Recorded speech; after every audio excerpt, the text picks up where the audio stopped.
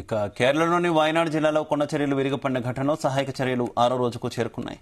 మలప్పురం, కోజికోడ్ జిల్లాల గుండా ప్రవహించే చలియార్ నదిలో 40 కిలోమీటర్ల మేర అన్వేషణ కొనసాగుతున్న వెలికితీసే అవకాశాలు ఎక్కువగా ఉన్నాయని, మరింత బలగాలు సామగ్రిని మోహరిస్తున్నట్టు రాష్ట్ర పర్యాటక శాఖ మంత్రి తెలిపారు.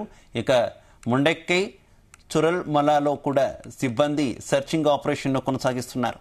ప్రాణాలతో బయటపడ్డ వారికి పునరావాసం కల్పించడం గురించి ప్రతి ఒక్కరితో చర్చలు జరపాల్సిన అవసరం ఉందని, ముఖ్యంగా సహాయక శిబిరాల్లో నివసిస్తున్న ఆసుపత్రుల్లో చేరిన వారి అభిప్రాయాలను తెలుసుకోవాలని రియాజ్ పేర్కొన్నారు. అయితే ప్రస్తుతానికి బాధితులతో ఎలాంటి చర్చలు జరపడం లేదని, పరిస్థితులు సద్దుమణిగాక అందరూ సాధారణ స్థితికి వచ్చాక వారితో మాట్లాడతామని అన్నారు.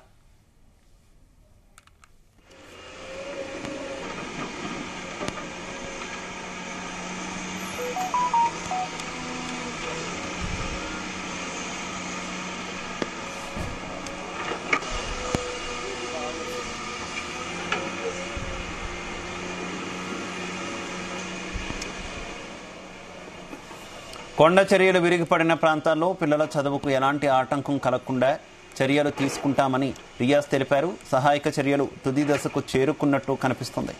ఆర్మీ, ఎన్డీఆర్ఎఫ్, నేవీ బృందాలు సహాయక చర్యల్లో పాల్గొంటున్నాయి.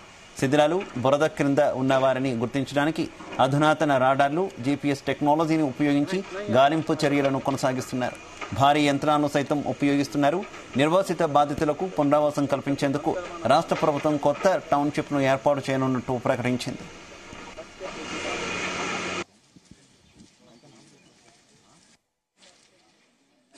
See, the bodies, once we shift there, no, there's a certain protocol that we have to follow.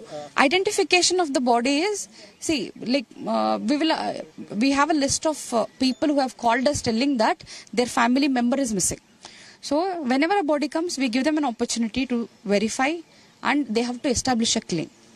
For that, like, we are showing them the photographs that are taken from the different angles of the body, and along with that, the jewelry that was there, or some chain or something, some marks that was there with the body, that is also, displayed to them, so that some people are able to identify through the ring, chain, that possibility is there.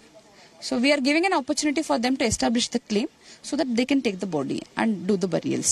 Otherwise, if there is any unclaimed bodies which is in a decomposing nature, then immediately we are going for the burial with all the, like after offering all religious prayers and with the state honors.